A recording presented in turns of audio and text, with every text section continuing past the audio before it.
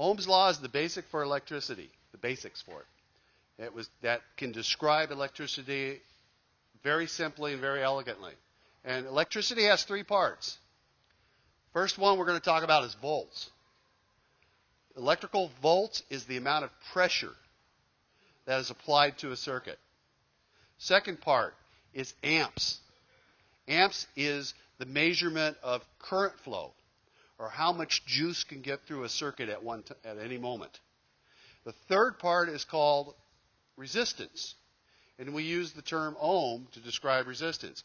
Resistance is anything in the circuit that prevents amperage from flowing. So the combination of amperage and resistance gives us volts.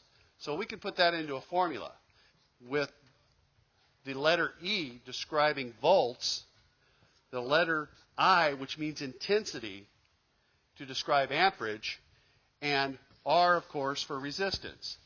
Well, in automotive terms, we're going to use the equivalencies, which is volts for E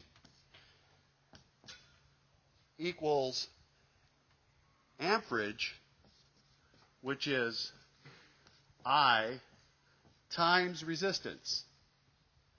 Very simple formula. Not much to it.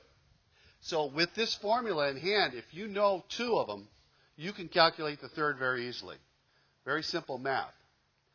We could change this formula around very quickly. If, say, we don't know what the resistance of the circuit is, we put resistance over here on the side of the equal sign.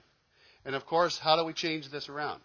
Volts is always going to be on the top when we're solving for amps or resistance, and we divide it by what? Amps. So then, amps, if we wanted to solve for, what would the formula look like? It'd be V over R. So very easy formula. And you can totally calculate any one of the unknowns if you have two of them. We'll talk about a circuit now where we have a 12-volt circuit. That's typical car battery. Okay?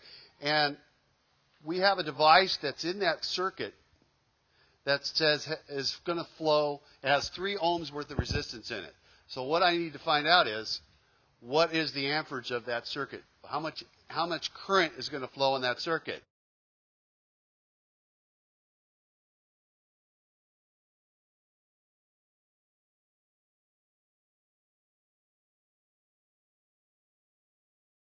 All right, let's change this around a little bit.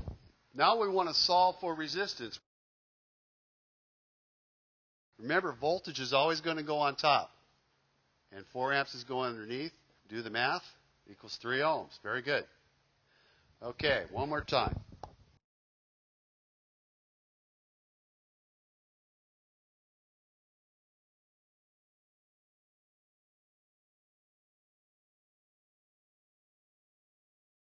What would happen if I change the numbers around a little bit and I say I put more resistance in there?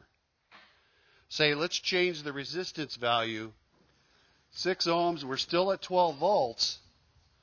What happens to that formula now? What does A become?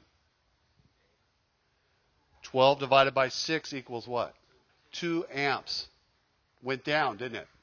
So if we increase resistance, what's going to happen to amperage? It decreases. And vice versa. If we decrease resistance, amps goes up, right? That's a firm relationship between the two. They're always working opposite. When one goes up, the other goes down. Now, if we increase the amperage on this circuit to, say, 6 amps, what would that do to voltage? It goes higher. So if there's some way we could increase the flow of traffic on that wire, the flow of amps on that wire, it's going to push voltage up. So that's what we do with an alternator. We increase the amperage on the circuit, which drives the battery voltage up.